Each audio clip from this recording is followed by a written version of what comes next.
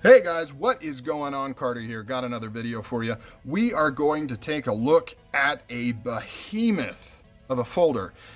This is going to be a very quick video. I'm not really going to review this knife. It's been out forever in different configurations. This is the Espada Xl. I picked this up because ever since the original Espada came out, where they had the polished aluminum bolsters and the smooth G10, I actually had a size large of the original Espada line.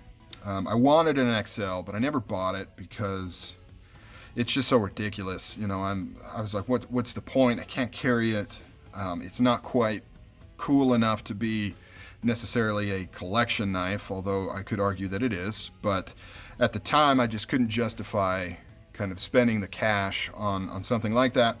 And that's what would follow through for years and years and years. Every time I'd see this knife, I'd want to get it, but I just talked myself out of it because it's so ridiculous. And ridiculous it is. It is an insane knife. The largest folding knife that I'm aware of, certainly a modern folding knife. I know I've seen some really huge stilettos out there. They make giant ones, and I've seen really big Microtech OTFs and things like that. But in terms of kind of a folding production knife, right? This isn't like some one-off that somebody has in their collection. This is, you can buy this from multiple retailers.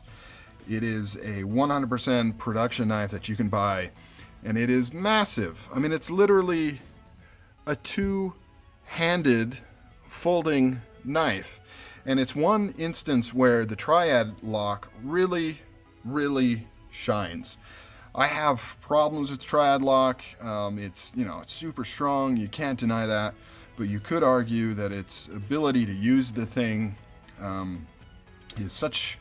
I mean, it's not a huge pain, but it's a little bit of a pain. It's definitely not a fidget knife design, the Triad Lock.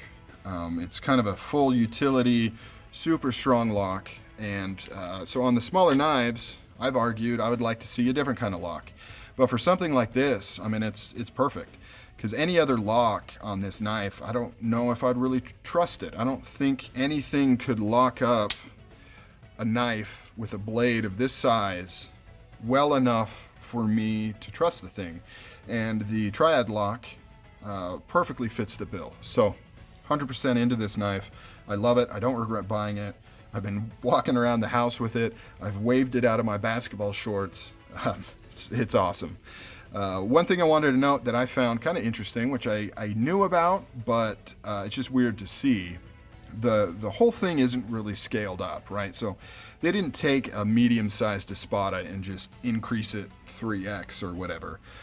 So all the hardware is normal sized, and so it makes it look kind of small. Like the pivot, all this seems small on this knife, along with the pins, the Triad Lock pins, the wave disc. It all looks so little on this giant blade. But also, this distance here is all the same size. So like, when you're looking at this right here, this is all just like normal cold steel, and then they just expand all this. And that kind of goes back to why the Triad Lock is such a perfect candidate for something like this. Because if this was a frame lock or a liner lock, you would have to increase the size of that liner lock quite a bit, but then you might run into issues of compromising the integrity of the lock and usability and things like that, whereas the Triad Lock can just be used, and you can kind of expand this to a huge degree. The thickness of the blade hasn't been increased. Look how thin that blade is, but it's kind of an illusion. It seems thinner than it is because of its size. It's still a very thick blade stock, but it's just so huge. Got the stonewash blade, the Espada right there, clip point. I love clip points, Bowie style blades. One of my all-time favorites. This uses AUS 10A, which I'm not very familiar with. I've never had AUS 10A, but from what I hear, it's quite a step up from the AUS 8 that they used way back in the day. So pretty excited to see how it performs. I don't know how much actual usage this thing is gonna get, because it is so huge. I don't see me carrying it in my pocket and using it to cut open packages. But the other cool thing is that the handle design. It really does have three different kind of ways to hold it, and it's actually designed pretty cool.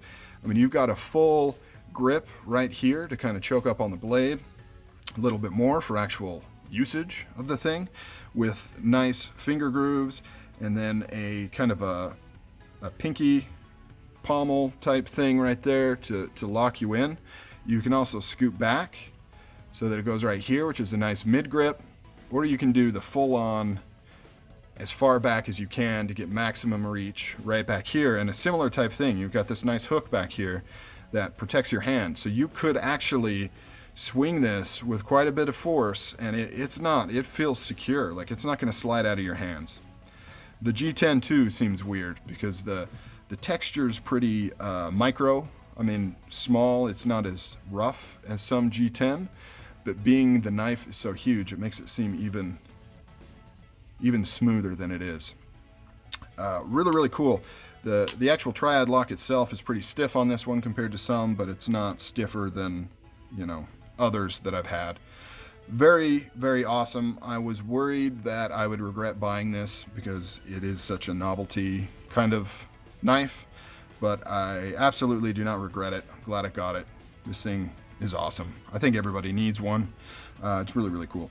The other thing I wanted to point out is, despite the super long blade, the centering is still very good.